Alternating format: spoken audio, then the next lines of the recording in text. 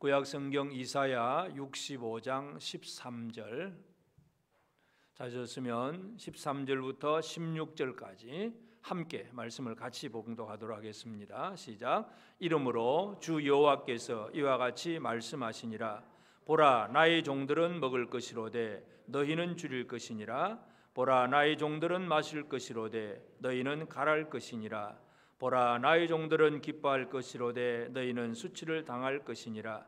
보라, 나의 종들은 마음이 즐거움으로 노래할 것이로되 너희는 마음이 슬픔으로 울며 심령이 상함으로 통곡할 것이며 또 너희가 남겨놓은 이름은 내가 택한 자의 저주거리가 될 것이니라. 주 여호와, 내가 너를 죽이고 내 종들은 다른 이름으로 부르리라. 이러므로 땅에서 자기를 위하여 복을 구하는 자는 진리의 하나님을 향하여 복을 구할 것이요 땅에서 맹세하는 자는 진리의 하나님으로 맹세하리니 이는 이전 환난이 잊어졌고 내 눈앞에 숨겨졌음이라. 아멘. 우리 하나님 은혜가 온 성도들에게 함께하기를 바랍니다. 오늘 이제 5월 첫 주일, 특별히 어린이 주일이기도 합니다. 그렇지만 이제 이사야 65장 이제 13절부터 16절 지난주에 이어서 하나님의 응답 세 번째, 교회의 기도에 대한 하나님의 응답이 무엇인가를 우리가 오늘 또 함께 살펴보기를 원합니다. 선지자가 뭐라고 기도했느냐 하면 64장 8절에 보면 그러나 여호와여, 이제 주는 우리 아버지시니이다. 주는 우리 아버지십니다. 우리는 진흙이요 주는 토기장이시니 우리는 다 주의 손으로 지으신 것이니이다. 그러니까 하나님을 아버지라고 표현을 했어요. 그래서 하나님의 응답은 아버지로서 아버지의 마음을 품고 자기 자녀들에게 주시는 그러한 은혜가, 그런 일들이 바로 하나님의 응답입니다. 그래서 오늘 우리가 이제 이 본문의 말씀을 보면서 특별히 여기 보면 이제 나의 종들은 계속 반복을 하는데, 하나님의 종들, 결국 이 하나님의 종들은 이제 하나님의 자녀들, 하나님의 백성들, 이렇게 전체로 포함할 수 있습니다. 지난주에 말씀드렸지만 하나님의 종이라고 하는 것은 바로 하나님을 섬기고 하나님 앞에 예배하는 자들이었습니다. 그래서 하나님을 섬기고 하나님을 예배하는 자들, 그들에게 하나님이 어떤 은혜를 주시느냐, 이것은 아버지의 마음을, 우리는 이 복을 주시는 것을 보면 자녀들에 대한 아버지의 마음을 좀 읽어볼 수가 있는데, 그래서 오늘 우리가 이 말씀 속에서 하나님 아버지가 지금 나에게 어떤 복을 주시는가, 우리는 이 복을 발견할 수가 있습니다. 그 얘기는 또 우리가 삶을 이제 우리 삶에서 적용할 때에는, 우리가 특별히 어린이 주일이기도 하니까 우리 부모의 입장에서는 우리의 자녀들에게는 내가 어떤 마음을 품고 자녀들이 어떤 복을 받도록 해줘야 될 것인가, 부모의 역할까지도 오늘 우리가 함께 살펴보기를 바랍니다. 그래서 이사야의 그 기도 속에서 주는 나의 아버지십니다 할 때에 아버지의 개념 속에서 아버지 하나님은 하나님의 백성들을 이제 나의 종들이다, 섬기는 자들에 대한 그런 표현을 합니다. 지난주에 우리가 읽었던 말씀이 바로 이제 8절부터 읽었었는데, 8절부터 오늘 이제 16절까지 전체를 보면 하나님께서 하나님의 종들, 종이라고 하는 표현을 7번을 반복을 합니다. 그러니까 7번 반복을 한다는 얘기는 그만큼 각별한 관심을 가지고 완벽하게 뭔가 그 종들에게 뭔가를 하시겠다고 하는 그런 하나님의 약속의 말씀이기도 합니다. 그것이 하나님의 응답이에요. 그래서 오늘은 이제 오늘 13절부터 16절까지는 하나님의 종들에 대해서 5번이 나오게 되는데, 첫 번째, 하나님은 이 하나님의 종들에 대해서 뭘 하시겠다고 하느냐, 하나님이 하시는 일, 하나님의 마음, 이것이 무엇인가를 우리가 먼저 살펴볼 필요가 있겠습니다. 그래서 이 하나님의 종들에 대한 하나님 아버지의 마음, 아버지로서 하시는 일이 무언가를 우리가 먼저 기억을 해야 됩니다. 13절에서 나의 종들은 먹을 것이로되 너희는 줄일 것이니라. 보라, 나의 종들은 마실 것이로되 너희는 갈할 것이니라. 보라, 나의 종들은 기뻐할 것이로되 너희는 수치를 당할 것이니라. 보라, 나의 종들은 마음이 즐거움으로 노래할 것이로되 너희는 마음이 슬픔으로 울며 심령이 상함으로 통곡할 것이며. 보라, 나의 종들은, 그리고 너희는, 나의 종과 너희를 정확하게 하나님께서 구별하고 계신다는 것을 먼저 우리가 이해할 필요가 있습니다. 하나님은 온 세상을 지으신 분이고 모든 사람을 사랑하시는 분이기는 해요. 그러나 하나님께서 하시는 일의 결론을 보면 하나님의 종들과 그렇지 못한 사람을 구별하신다는 것을 알 필요가 있습니다. 이 죄악이 가득한 세상 속에서 하나님께서 택한 백성들을 건져내신다는 얘기는 그들과 구별하시는 거예요. 그래서 이 세상 속에서 거룩한 하나님의 백성을 만들어내시는 것은 하나님의 구별이고 마지막 심판 때도 마찬가지고, 그래서 선지자의 기도에 대해서 하나님 진노를 너무 오래 하지 마시고 좀 참아주세요 이렇게 기도했을 때에 하나님의 응답이 이것입니다. 보라, 나의 종들은 먹고 마시고 기쁘고 즐겁다. 근데 너희는 그렇지 않다. 하나님의 종들에 대한 하나님의 각별한 그런 관심으로 뭔가 구분하고 계신다, 구별하신다는 사실을 우리가 알 수 있습니다. 그래서 이 하나님의 종들에 대한 하나님의 마음은 바로 특별한 관심의 대상이고, 그 종들에게 먹을 것, 마실 것, 그 기쁨과 즐거움을 다 주시는 하나님의 은혜의 대상이 바로 하나님의 종들에 대한 그러한 복이기도 합니다. 예수님께서 이제 그 부자와 거지 나사로의 비유를 말씀하시잖아요.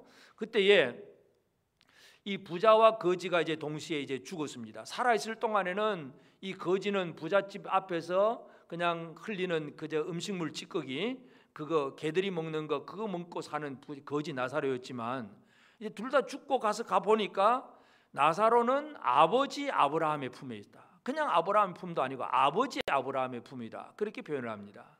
그러니까 아버지의 그 참 원래 자기 조상에게로, 자기 아버지에게로 돌아간 그런 개념 속에서 얘기를 하는데, 거기서 받는 복이 있습니다.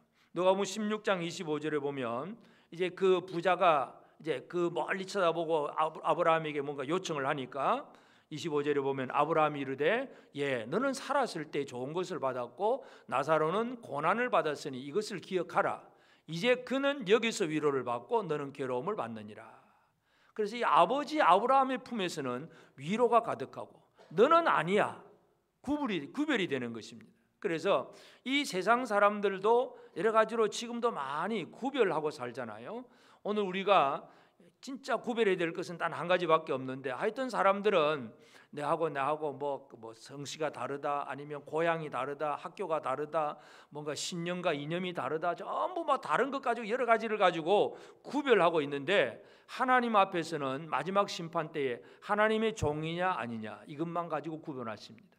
하나님을 섬기고 예배하는 자냐 우상을 섬기는 자냐, 이것이 바로 하나님의 구별의 기준인데, 그래서 이 거지 나사로는 뭡니까? 비록 세상에서는 부족하고 참 힘들게 살았지만 아브라함의 후손, 아브라함의 믿음을 가진 사람으로 산 것을 우리는 이해할 수 있고, 그래서 아버지 아브라함 품속에 들어가는 것이고, 부자는 잘 먹고 잘 사는 것 같아도 그 믿음이 없었기 때문에 바로 고통스러운 음부에 들어간다. 그래서 이 구별하신다는 것, 특별히 이제 아버지 마음을 여기서 우리는 먼저 읽어볼 필요가 있습니다. 그래서 하나님은 그 종들과 악인을 철저하게 구별하신다는 것과, 그 다음에 이제 15절에서도 보면 또 너희가 남겨놓은 이름은 내가 택한 자의 저주거리가 될 것이니라. 주 여호와 내가 너를 죽이고 내 종들은 다른 이름으로 부르리라. 그래서 이 악인들이 남겨놓은 이름은 내가 택한 자의 저주거리가 될 거다. 저주의 이름이 될 것이다. 그리고 주 여호와 내가 너를 죽이고 내 종들은 다른 이름으로 부르리라. 하나님께서 하나님의 종들에게 주시는 두 번째 복이 뭐냐 하면 다른 이름을 주시는 거예요. 첫 번째는 구별하시는 것이고, 두 번째는 다른 이름을 주시는 것입니다. 여러분, 세상에서는 우리가 이름을 떨치려고, 이름을 높이려고, 이름 좀 한번 내보려고 얼마나 많은 사람들이 애를 쓰고 있습니까? 자기의 이름이 좀 명예스럽게 남들이 좀 알아주도록, 그래서 내 이름이 영광스러워지려고 여러 가지 많은 노력들을 합니다. 그런데 하나님의 기준에서 보면 하나님의 종이 아닌 모든 악인들의 마지막 결론은 뭡니까? 그 이름은 저주거리입니다. 우리가 예수 믿는 사람들이 예배 드리면서도 저주하고 시작하잖아요. 누구를 저주하고 예배 시작합니까, 여러분? 사도신경 외울 때마다 누구 이름들 먹입니까? 본디오 빌라도에게. 본디오 빌라도가 복스러운 이름입니까? 아니잖아요. 예수를 죽이는 최종 결재권자가 본디오 빌라도잖아요. 본디오 빌라도 그 이름은 결코 복스러운 이름이 아니에요. 그 당시에 세상에서는 좀 유명하고 힘 있는 그런 이름이었는지 몰라도 하나님 앞에서 그는 저주거리입니다. 오늘 우리가 예배드릴 때마다 사도신경으로 고백할 때마다 본디오 빌라도는 저주의 이름으로 한 번씩 또 등장을 하는 거예요. 바로 이처럼 악인들은 그 이름들이 저주거리가 됩니다. 결코 세상에서 아무리 화려하고 유명한 이름이라 할지라도 영원한 유명한 이름이 없습니다. 영광스러운 이름이 없습니다. 그는 저주의 이름입니다. 그런데 하나님의 종들은 다른 이름으로 부른다. 다른 이름으로 부를 것이다. 그렇게 말씀합니다. 우리가 앞에 이사야 62장에서 이미 한번 말씀드렸는데 62장 2절에 보면 이방 나라들이 내 공의를 무도왕이 다 내 영광을 볼 것이요 너는 여호와의 입으로 정하실 새 이름으로 일컬음이 될 것이며. 그러니까 이 하나님의 백성들은 하나님께서 그 입으로 정하실 새 이름으로 일컬음을 받을 것이다. 헵시바, 뿔라. 헵시바가 뭐라 그랬습니까? 하나님 여호와의 기쁨이 그에게 있다. 너는 내 기뻐하는 자다. 헵시바, 내 기뻐하는 자다. 뿔라 뭐예요? 결혼한 여자. 너는 나하고 결혼한 상대야. 내 사랑하는 사람이야. 바로 그것이 바로 헵시바, 뿔라. 이건 전부 새 이름들이에요. 새 이름. 하나님께서 하나님의 백성들에게는 이와 같은 새 이름을 주신다. 다른 세상의 모든 이 악인들의 이름들은 저주거리가 되지만 하나님은 자기 백성들에게 새 이름을 주신다고 말씀을 합니다. 여러분, 새 이름은 언제 어떻게 주느냐? 하나님의 극진한 관심과 사랑의 대상이에요. 그러니까 새 이름을 다른 말로 하면 그것이 애칭, 사랑하는 칭호, 애칭일 수도 있습니다. 우리가 뭔가 자기가 가장 아끼는 것, 자기가 좋아하는 것이 있으면 거기에다가 이름을 부르잖아요. 이름을 지어가지고 부를 수도 있습니다. 오래됐지만 옛날에 우리 딸도 보니까 제일 첫 번째 자동차를 이제 사더니 그 차 이름을 짓더라고요. 자동차 이름을. 자동차가 그 뭐 이름 듣지도 않잖아요. 근데 그게 이름을 지어. 이름 짓는다는 건 뭐예요? 그만큼 각별한 관심과 사랑이 있다는 얘기죠. 하나님께서 우리에게 새 이름을 준다는 얘기는 그만큼 우리를 향한 하나님의 사랑과 관심이 각별하다는 것입니다. 여러분, 이 사랑을 느끼고 계십니까? 하나님의 백성들에게 다른 이름으로 부르겠다 하는 얘기. 아브라함을 아브라함으로, 야곱을 이스라엘로, 뭔가 새로운 이름으로 불러주신다는 얘기는 하나님의 특별한 관심의 대상이다. 그 얘기를 말씀하고 있습니다. 저와 여러분들은 하나님의 특별한 관심의 대상입니다. 다른 사람들은 날 몰라줘도 괜찮습니다. 좀 알아주기를 바라는 저 사람이 나를 무시하고 살아도 괜찮습니다. 하나님이 나를 다른 이름으로 특별한 사랑의 애칭으로 우리를 불러주시기 때문입니다. 여러분, 우리가 주님 앞에 어떤 이름으로 불려지는가 우리 각자 자신만이 알 수 있는 이름인데 그 이름을 좀 더 깊이 생각하시기를 바랍니다. 주님 앞에 나는 어떤 자인가? 헵시바, 너는 내 기뻐하는 자다. 뿔라, 너는 나하고 결혼한 상대야. 내 사랑하는 자야. 이런 얘기들, 이것들을 하나님께서 자기 백성들에게 새 이름으로 불러주신다고 하는 말씀입니다.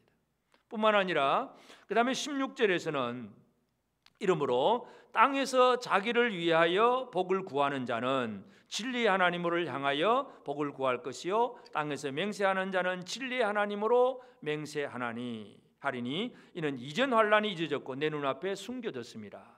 자, 하나님의 종들에게는 상황이 어떤 상황이냐 하면 이전 환난이 잊어졌다. 이전 환난이 잊어졌습니다. 내 눈앞에 숨겨졌다. 환난이 안 보인다는 얘기입니다. 우리는 많은 어려움을 겪긴 하지만 그러나 이제 그 환난이 끝나고 새로운 진짜 복된 생활을 살게 되면 이전 환난은 다 잊어버렸어요. 그냥 그때가 참 그랬었지 하고 추억에 그냥 남겨 있을 뿐이지 그것이 그렇게 큰 스트레스가 되고 그런 애통이 되질 않습니다.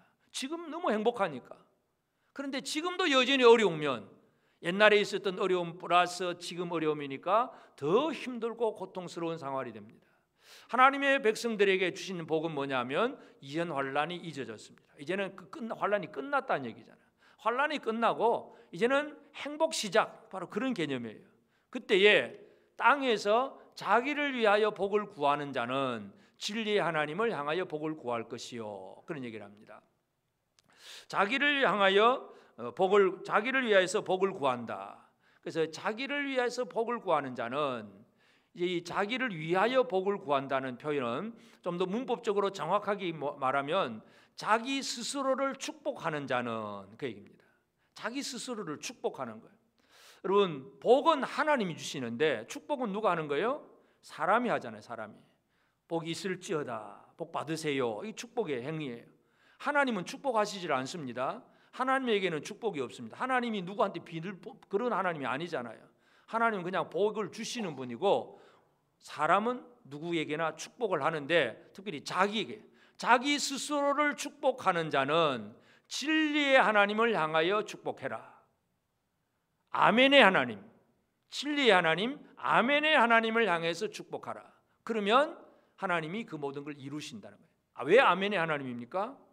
아멘이 뭡니까? 아멘. 과연 그렇습니다. 그렇게 될 걸 믿습니다. 그거잖아요. 진리라는 얘기잖아요. 그래서 하나님이 어떤 분이냐 하면 고린도후서 1장 20절에 보면 하나님의 약속은 얼마든지 그리스도 안에서 이해가 되니 그런즉 그로 말미암아 우리가 아멘하여 하나님께 영광을 돌리게 되느니라. 하나님은 약속하셨으면 아멘입니다. 예입니다. 예. 약속했는데 안 된다. 그러면 아멘이 아니죠.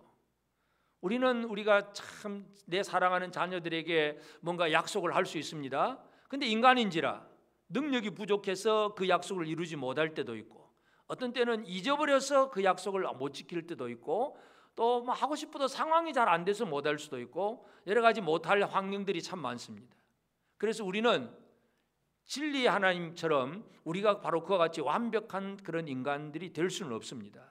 물론 하나님을 닮으려고 애를 쓰긴 해야 되겠지만, 하나님께서 아멘의 하나님이라고 하는 것은, 하나님은 우리가 하나님의 종들이, 하나님의 백성들이 하나님의 백성으로서 자기를 위해서 스스로 축복하는 것도 하나님은 그대로 이루어 주신다, 그 개념이에요. 여러분은 여러분 스스로를 축복하고 계십니까? 오늘 아침에도 거울 보시면서 여러분 자신을 축복을 하셨습니까? 그 좋은 걸 안 하셨으면 여러분은 손해인 거예요. 물론 이 나르시즘처럼 뭐 그냥 하나님 없이 자기 생각으로 살아가는 아무 의미가 없어요. 진리의 하나님 앞에서 그 일을 해야 됩니다. 하나님 앞에서, 진리의 하나님 앞에서, 그 말씀 앞에서 내가 나를 축복하는 것도 그대로 이루어지게 하시는 분이 바로 아멘의 하나님이세요. 이게 하나님의 종들에게 주신 약속이에요. 응답이에요. 하나님의 복이 얼마나 큰 복인지 몰라. 우리가 남을 위해서는 또 축복을 좀 하긴 하잖아요. 아무개 누구 잘 되게 해주시고 뭐 그렇게 기도할 수 있는데, 자기를 위해서는 참 축복을 잘 안 하는 것 같아요. 그러나 그것도 자기를 향하여서 축복하는, 자기 스스로를 축복하는 사람은 바로 진리의 하나님 안에서 스스로를 축복할 것이라. 이 문법적으로 보면 그런 말씀이에요. 그러니까 우리가 하나님 앞에 이미 우리는 복을 받았습니다. 어떤 복을 받았습니까? 자기 스스로를 축복하는 것도 그대로 이루어지는 복. 근데 이제 여기서 중요한 것은 하나님 앞에서, 진리의 하나님 앞에서예요. 하나님과 상관없이 하는 그 얘기는 아무 의미가 없어요. 예를 들어서 우리가 한동안 한국 교계 안에서도 유행했던 긍정의 힘. 긍정은 그냥 조엘 오스틴 같은 이 긍정적인 사고 방식, 긍정적인 마인드. 그래서 우리는 할 수 있다, 하면 된다. 늘 그냥 이 부정적인 말 하지 말고 그냥 긍정적인 말만 하자. 이 심리학적으로만 접근을 하면, 하나님과 상관없이 심리학적으로 된다, 우리는 할 수 있다 아무리 외쳐봐야 안 되는 것입니다. 하나님 앞에서 긍정이 되어져야 그것이 진짜 하나님의 은혜로 말미암아 이루어지는 것입니다. 진리의 하나님은 아멘의 하나님이십니다. 우리가 우리 스스로를 축복하면 하나님께서 뭐라 그러십니까? 아멘 그러세요. 그러면 이루어지는 거잖아요. 이것이 하나님께서 하나님의 백성들에게 주시는 약속이에요. 약속. 이게 하나님의 응답이에요. 우상들 앞에서는 아무리 복을 구하고 손발 다 닳도록 구해도 우상들은 결코 그 입에서 복을 줄 수도 없고 아멘을 선포할 수도 없는 것은 바로 우상입니다. 그러니까 진리의 하나님을 결코 떠나지 않는 이것이 얼마나 큰 복인가 하는 것을 우리가 꼭 기억을 해야 됩니다. 하나님은 아멘의 하나님이십니다. 우리가 우리 스스로를 위해서 축복하는 그 축복도 하나님은 이루어지게 하시는 아멘의 하나님이십니다. 이 하나님으로 인해서 우리 모든 성도들이 제대로 복을 좀 누리며 살기를 바랍니다. 그러니까 문제는 뭡니까? 누가 하나님의 종이냐? 어떻게 하나님의 종이 될 수 있느냐? 이제 이것이 문제입니다. 하나님의 종이 아닌 상태에서 아무리 자기 머리에 안수하고 축복해봐야 소용이 없습니다. 하나님의 종이 되는 것이 중요합니다. 그 하나님의 종이 되는 것은 결국은 예수 그리스도를 말미암아 이루어지는 일입니다. 예수께서 하신 일이 뭡니까? 예수께서 하신 일이 바로 이 땅의 모든 사람들 중에서 하나님의 종들을 구별해 내시는 것, 이것이 바로 예수님이 하시는 일이에요. 그런데 구별을 하시는 것은 물론 창세전에 선택하신 자를 부르시는 일이기도 한데, 예수님이 이 땅에 오셔서 사람들과 어떤 사람을 구별하시는 것은 예수님이 기준입니다. 요한복음 1장 12절에서 영접하는 자 곧 그 이름을 믿는 자들에게는 하나님의 자녀가 되는 권세를 주셨으니, 예수 이름을 믿느냐 안 믿느냐, 이게 구별의 기준입니다. 세상에서의 기준은 정치적으로 너는 무슨 당이냐, 이 정당이 구별 기준이 될 수 있겠고, 또는 어떤 신념, 이념 가지고 구별할 수도 있겠고, 또는 어디 가면 뭐 동창회 가보면 어느 학교냐, 너는 우리 학교다 아니다, 학벌 가지고 학교 가지고도 뭐 구별하기도 하고, 또 사람들은 뭐 돈을 가지고 많이 부자이냐 가난한 사람이냐, 아파트 몇 평에 사느냐, 이거 가지고 사람들이 구별하기도 하고, 참 그것 때문에 뭐 차별을 하면 안 된다 그런 얘기를 많이 하긴 해요. 당연히 우리가 예를 들어서 뭐 차별금지법 그랬을 때에 그 영혼들, 죄를 짓고 있는 영혼들에 대해서는 우리는 차별할 필요는 없죠. 그러나 그들이 짓고 있는 죄는 잘못이라는 얘기는 분명히 우리가 해야 되겠죠. 하여튼 우리가 하나님 앞에서 구별은 뭐냐 하면, 예수를 믿는 사람이냐 믿지 않는 사람이냐, 예수 그리스도를 영접한 사람이냐 영접하지 않은 사람이냐, 이것만이 구별의 기준이에요. 다른 거 없어요. 얼굴이 까맣든지 하얗든지 아무 의미가 없어요. 요즘 미국에서 우리 가끔 뉴스를 보잖아요. 아시아인들을 혐오하는, 그래서 뭐 한국, 일본, 중국, 하여튼 아시아 사람들을 막 혐오해서 뭐 폭행을 하고 사건을 일으키는 거. 이거 뭐예요? 전부 얼굴 색깔 가지고 하잖아요. 참 제가 그런 걸 보면서 흑인들이 또 그런 기도 해요. 그럼 흑인 조상은 몇 대 전에는 뭐 어떤 사람들이었어요? 그 사람 아프리카 노예, 조상들이 아프리카 노예들이었어요. 근데 그런 조상들이 또 막 아시아인이라고 또 무시하고 멸시하고, 참 아이러니하다. 참 구별할 게 그렇게 없을까, 그런 생각이 듭니다. 하나님 앞에서 구별은 피부도 아니고 그 사람의 어떤 재산도 아니고 학벌도 아니고 아무것도 아니에요. 예수 그리스도를 영접하느냐 영접하지 않느냐, 여기에만 달려 있습니다. 예수님은 그래서 이 땅에 십자가를 통해서 구원을 이루시고, 그리고 제자들을 불러 모으시잖아요. 제자들을 모아가지고 예수님은 다른 제자들, 바리새인 제자, 모세의 제자들, 이런 사람과 다른 새로운 예수의 제자를 만들어내잖아요. 그러니까 우리가 제가 자주 말씀드리지만 산상보훈 설교를 예수님은 어떻게 합니까? 제자들에 대해서 설교하잖아요. 그러니까 옛사람에게 말한 바, 옛사람들에게는 이 바리새인 제자들, 모세의 제자들이 뭐라고 가르쳤습니까? 예를 들어서 살인하지 말지니라. 그러면 사람 죽이면 안 돼, 사람 죽이면 벌받아, 너도 죽어, 이제 이것이 바로 계명이에요. 그런데 예수님의 가르침은 뭡니까? 형제를 미워하면 그것이 살인죄고 그것이 지옥불에 들어가는 거야. 예수님은 그렇게 가르치잖아요. 가르침이 구별이 됩니다. 문자적으로 가르치냐, 하나님의 의도, 하나님의 마음을 가르치느냐. 예수님은 그렇게 사람을, 제자들을 구별하십니다. 그리고 그 제자들을 위해서 그들의 믿음이 떨어지지 않도록 열심히 기도해 주시고, 또 예수님은 그 제자들을 사랑하시는데 끝까지 사랑하잖아요. 요한복음 13장 1절에 보면 유월절 전에 예수께서 자기가 세상을 떠나 아버지께로 돌아가실 때가 이른 줄 아시고 세상에 있는 자기 사람들을 사랑하시되 끝까지 사랑하시니라. 예수님은 자기 사람들이에요. 예수 믿는 사람들, 하나님의 택함 받은 사람들, 자기 사람들을 끝까지 사랑하십니다. 근데 그 자기 사람들이 완벽하지는 않습니다. 심심하면 베드로처럼 예수를 모른다고 저주하고 부인하고 맹세하기도 하고 도망가기도 하고 뭐 두려워서 숨기도 하고, 참 예수님 마음에는 안 들어요. 그래도 예수님은 자기 사람들을 사랑하시는 분이십니다. 끝까지 사랑하시는 분이에요. 이것 때문에 오늘 저와 여러분이 구별된 성도가 된 것입니다. 예수의 은혜가 아니면 우리는 하나님 앞에 구별되는, 구원받은 하나님의 백성이 결코 될 수가 없습니다. 그리고 예수님께서도 새 이름으로 불러주는 일도 많이 하시잖아요. 시몬이 이제 예수님 앞에 왔을 때 너는 시몬이 아니고 게바라 하리라. 베드로라. 그 시몬이라고 하는 얘기는 듣는다는 게, 듣는다, 이 말을 듣는 입장이거든요. 그래서 보통 시몬 그러면 예를 들어 지금도 마찬가지지만 그냥 모든 말하는 사람은 한 사람이고 대부분의 평범한 사람들은 그냥 듣는 위치잖아요. 시몬은 듣는 자예요. 근데 예수님은 그 듣는 베드로를 이제는 너는 게바 반석이다.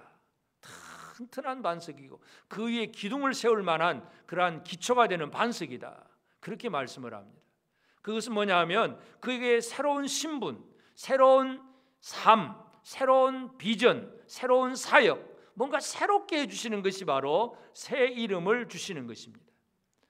버가모 교회를 향해서도 예수님은 새 이름을 약속을 합니다. 계시록 2장 17절에 보면 귀 있는 자는 성령이 교회들에게 하시는 말씀을 들을지어다.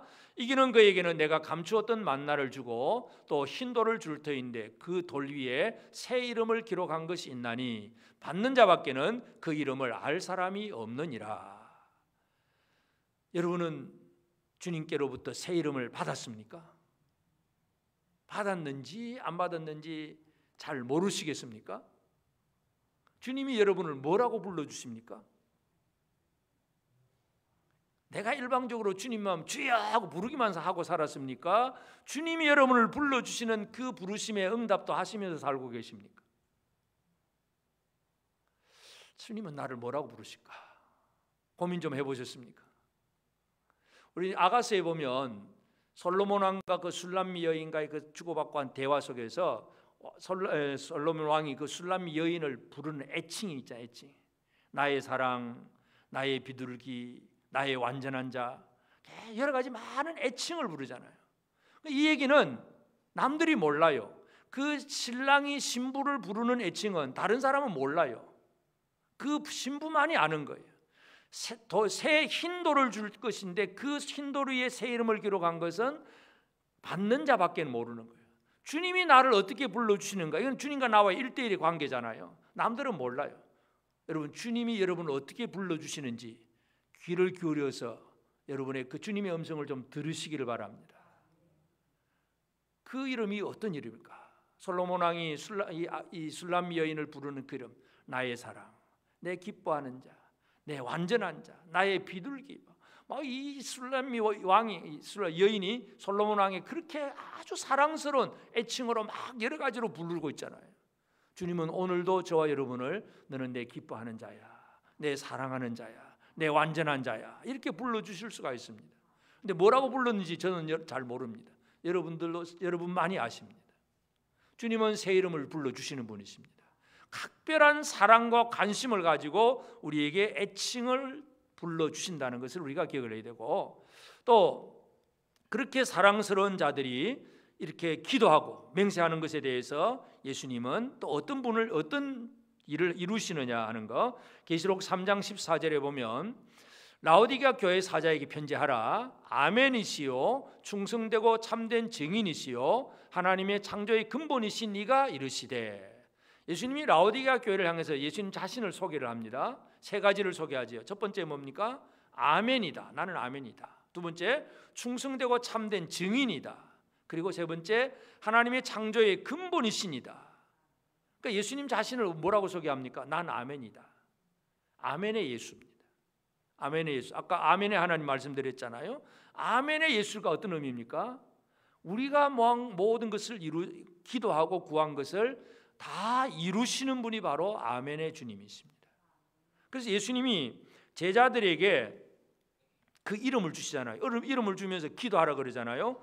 요한복음 14장 13절 14절에 보면 너희가 내 이름으로 무엇을 구하든지 내가 행하리니 이는 아버지로 하여금 아들로 말미암아 영광을 받으시게 하려 함이라. 내 이름으로 무엇이든지 내게 구하면 내가 행하리라.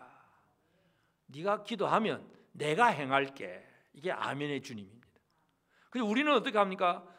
기도할 수밖에 없어요. 예수 이름으로 기도하면 행하시는 분은 주님이세요. 이것이 진리의 하나님이고 아멘의 주님이에요. 이 은혜를 오늘 우리가 받고 살고 있는 것입니다. 내가 3일 열심히 기도하고 40일 금식 기도하면 그래서 조금 주님이 감동하고 뭐 해준다, 그런 개념이 아니고 그냥 우리는 그 주님 안에 살면서 그냥 주여 짧아가게 하든 길게 하든 뭐 3일 금식기도 하든 안 하든 아무 상관이 없이 그냥 우리의 기도를 사랑스러운 입장에서 들으시고 응답해 주시는 분이세요. 여러분 부모님들은 여러분의 자녀들이 진짜 여러분의 자녀라고 한다면 자녀가 꼭 필요한 것을 아버지 앞에 구할 때에 3일 금식기도 하면 줍니까? 아버지 이렇게 필요한데요 하면 그냥 주십니까? 어떻게 주실까요? 사랑하잖아요. 사랑. 내 자녀이고 사랑하고 또 아버지가 능력이 되면 능력이 안 되는 아버지는 어쩔 수도 없으죠. 그럴 수 없을 수도 있는데 아버지 인간은 그럴 수밖에 없지만 아멘의 주님은요 기도하는 대로 이루어 주십니다. 이게 아멘의 주님 얼마나 큰 복인지 모릅니다. 하나님은 하나님의 종들에게 이와 같은 약속을 하셨어요. 그래서 내가 행하리라. 네가 구하면 내가 행할게. 내가 다 이루어 줄게. 이것이 바로 주님의 약속이에요. 우리는 이 약속 가운데 지금 살고 있습니다. 그러므로 이제 오늘 우리는 이 이사야의 기도에 대한 하나님의 응답, 그 응답을 받을 수 있도록 우리를 하나님의 종으로 만드시는 예수 그리스도의 그 은혜 속에서 우리가 살고 있습니다. 그래서 지금 우리가 이제 우리의 삶에 적용해야 될 것은 두 가지로, 첫째는 이 은혜를 내가 얼마나 누릴 것인가 하는 문제. 특별히 또 오늘 우리가 어린이 주일이니까 우리 특별히 이제 부모 입장에서 우리의 아이들에게 내가 아버지의 심정, 아버지의 역할을 어떻게 할 수 있을까? 부모의 역할을 어떻게 할 수 있을까? 이걸 우리의 삶에 한번 적용을 해야 되겠습니다. 첫째는 구별입니다. 구별. 하나님은 우리를 구별해 놓으셨습니다. 이스라엘을 애굽에서 구별해서 나오게 하셨어요. 애굽에서 10가지 재앙을 내릴 때부터 구별하셨어요. 처음에 몇 가지는 다 같이 재앙받게 했지만 티끌이 이가 되는 그 재앙부터는 이스라엘이 사는 땅과 애굽 사람이 사는 땅과는 완전히 구별해서 이곳에는 재앙이 없고 이곳에는 재앙이 있고 구별하고, 그래서 그들을 애굽으로 광야로 이끌어내잖아요. 구별된 백성으로 하나님께서 만드신 거예요. 그러면 하나님의 구별된 백성으로 사는 것이 이제 우리 사람들, 구원받은 사람들에게 있어 중요한 일인데, 그런데 이제 민수기를 잘 읽다 보면 구별된 생활을 잘 못 살잖아요. 불신의 정탐꾼 10명 가나안 땅을 정탐하고 돌아와서 그 땅이 참 좋기는 좋은데 그러면서 그들이 뭔가를 얘기를 합니다. 민수기 13장 33절을 보면 거기서 네피림 후손인 아낙 자손의 거인들을 보았나니 우리는 스스로 보기에도 메뚜기 같으니 그들이 보기에도 그와 같았을 것이니라. 12명 중에서 10명이 그런 얘기를 합니다. 여호수아 갈렙은 아니야, 그들은 우리의 먹이야, 우리 밥이야, 그렇게 얘기를 하는데 이 10명의 사람들은 네피림 후손 아낙 자손 거인들을 보니까 우리가 너무 초라해 보이고 우리는 메뚜기 같더라, 안 되겠더라. 이 얘기를 들은 모든 회중들은 무슨 그 다음 얘기가 뭐냐 하면 애굽으로 돌아가자. 하나님은 구별해 내셨는데 도로 돌아가자는 얘기. 도로. 이게 구원받은 사람이 구별을 하지 못하는 생활이에요. 예수 믿기 이전의 삶이 있고 예수 믿은 이후의 삶이 있으면 예수 믿은 이후의 삶은 어떻게 보면 하나님의 약속이 이루어지는 과정 속에 있기 때문에 이 아낙자손 같은 거인 족속을 만날 수도 있습니다. 근데 분명한 것은 하나님은 어떤 분이세요? 네피림이 언제 있었어요? 창세기에 보면 노아 홍수 이전에 네피림이 등장하잖아요. 그 네피림을 다 멸하신 분이 누구예요? 하나님이시잖아요. 그러면 그 네피림의 후손도 하나님 손에 있는 거예요. 하나님의 백성들은 하나님 손에 있는 것들을 결코 두려워할 필요가 없잖아요. 구별이라고 하는 것은 내가 저 유대인들처럼 아이고 저 이방인들하고 나는 그냥 같이 식사도 안 해, 이런 정도의 구별이 아니라 과거 구원받기 이전의 생활과 구원받은 이후의 삶이 완전히 달라지는, 오직 하나님을 절대적으로 신뢰하는, 이것이 바로 구별된 생활입니다. 여러분, 이 구별된 생활을 제대로 살게 되기를 바랍니다. 예수를 믿으면서도 여전히 예수 믿기 이전의 생활에 젖어 있고 세상의 것들을 더 두려워하고 세상 유혹에 여전히 빠져 있고, 이건 구별이 안 된 생활이잖아요. 구별된 생활을 살게 되기를 바랍니다. 이건 우리가 할 일이고, 이제 우리가 또 적용을, 우리 믿음의 부모들은 어린이 주일이니까 우리 자녀들을 구별된 자녀로 양육하는 것, 부모들의 역할이기도 합니다. 우리가 대충 보면 지금 이 자녀들이 대부분 어디에서 활동을 합니까?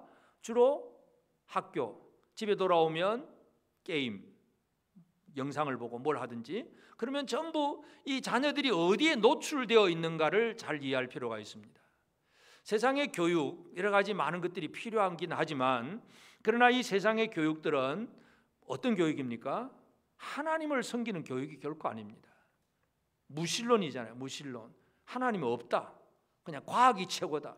인간이 최고다. 인권, 과학, 기술. 그러면서 성경적인 창조론, 이건 뭐 안 믿는 거고, 진화 뭐 세상이 어쩌다 보니까 이렇게 진화돼서 몇 억 년이 지나서 이렇게 되었다. 이게 우리 자녀들이 공부하는 내용들이에요. 그런 진화론 공부하지요. 특별히 또 요즘은 또 뭐 이렇게 뭐 차별금지법 뭐 이런 것들이 또 이렇게 많이 등장을 하면서 동성애도 뭐 다 아름다운 것이고, 또 가족도 성경적인 가족의 개념이 아니라, 얼마 전에 또 이제 뉴스도 난 거 비혼, 결혼 안 하고 자식을 낳는 거, 비혼. 그것도 뭐 또 앞으로 법을 정해가지고 그것도 전부 좋은 뭐 인권이 법적인 가정으로 만들어 주려고 하는 그런 법을 만들려고도 하는, 이런 이 문화적인, 이 사탄의 문화적인 흐름, 이것이 바로 우리 자녀들이 지금 살고 있고 공부하고 영향력을 받는 문화와 문명이에요.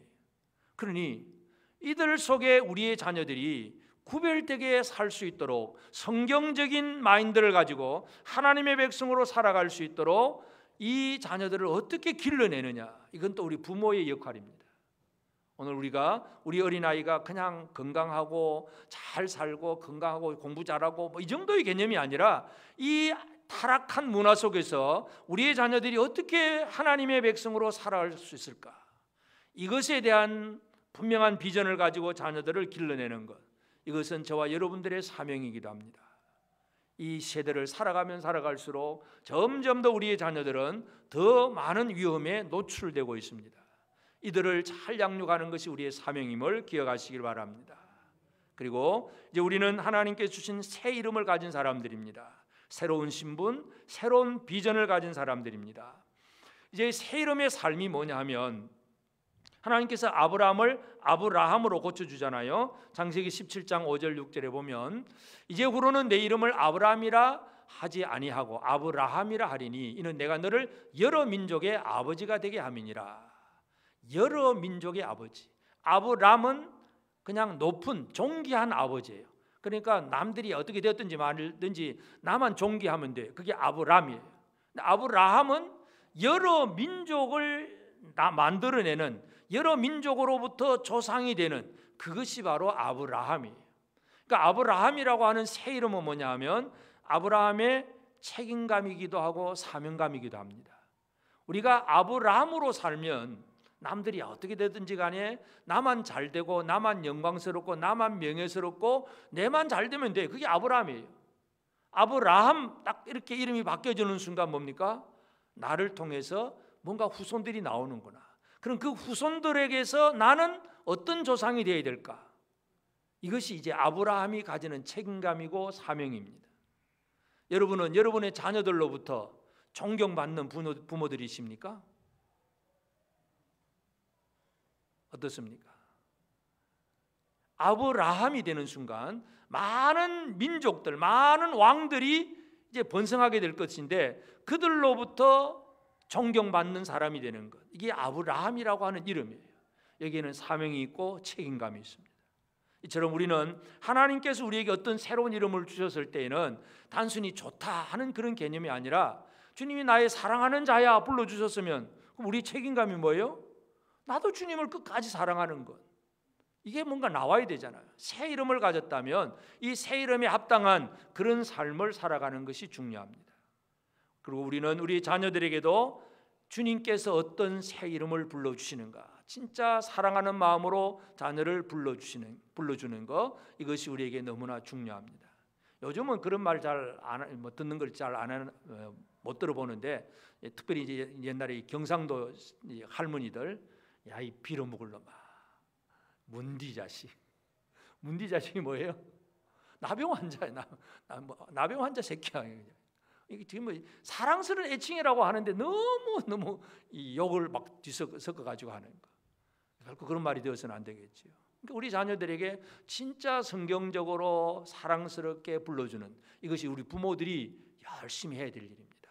우리가 하나님의 사랑을 그렇게 받았으니까 자녀들에게 그렇게 해줘야 되고, 또 우리가 진리의 하나님 앞에서 기도하고 맹세하는 자가 되었잖아요. 하나님은 우리에게 대해서 아멘의 하나님이 되셨어요. 아멘의 하나님이 되셨는데 아멘의 하나님 앞에서 제대로 살아가는 것이 우리가 해야 할 일입니다. 이스라엘의 첫 번째 왕 사울 왕을 보면 하나님 앞에 택함을 받아서 이스라엘의 왕이 되긴 했어요. 처음에 몇 번은 하나님의 뜻대로 뭔가를 이루었습니다. 그러나 이제 아말렉을 진멸하라는 하나님의 명령에 대해서 불순종하고는 사울은 이제 하나님 앞에 버림을 받습니다. 명령의 불순종, 말씀에 불순종한다는 얘기 뭐냐 하면 하나님을 진리의 하나님으로 인정하지 않는 것입니다. 하나님이 말씀하셨으면 아멘, 그리고 100% 순종이 나와야 됩니다. 하나님은 그래 말씀했지만 세상 살아가려면 아니야, 이렇게 살아야 돼. 적당히 인간의 생각이 가미되기 시작하는 순간 하나님을 진리의 하나님으로 여기지 않는 것입니다.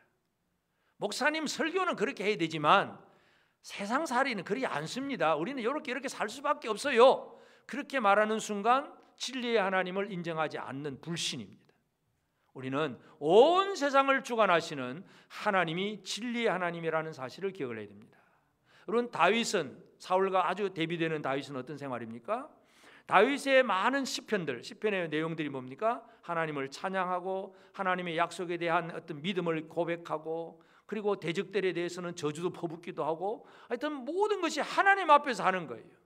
인간적인 자기 감정과 생각만 가지고 하는 것이 아니라 하나님 앞에서 그 모든 고백들이 나옵니다.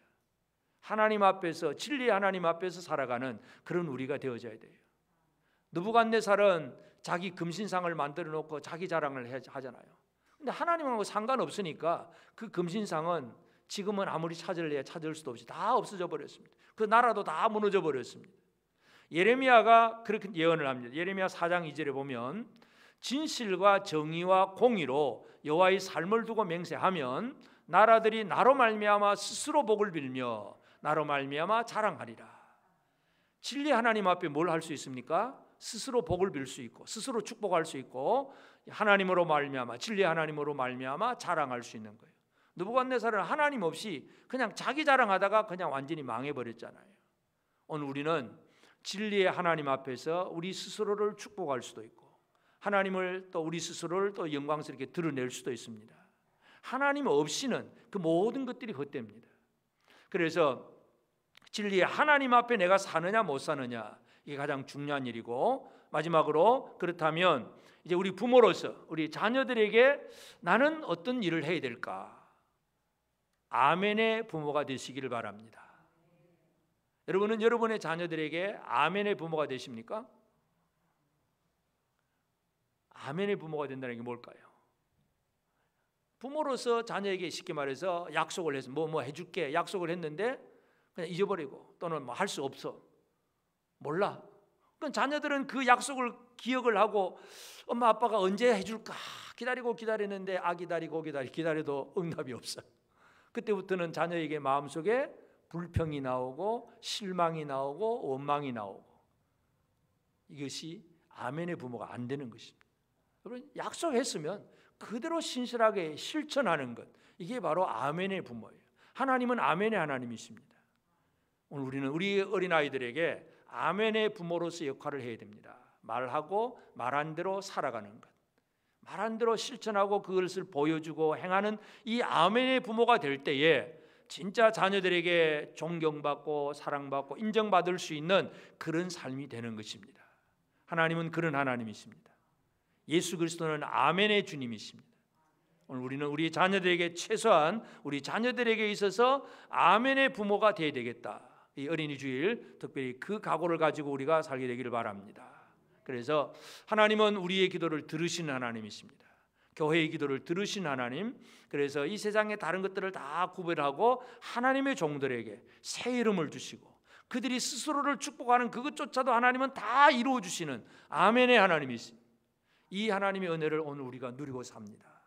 이 복을 제대로 누릴 줄 알고 우리가 받은 복을 우리의 다음 세대, 우리 후손들에게 잘 물려줄 수 있는 저와 여러분 모두가 꼭 되어지기를 바랍니다. 아멘.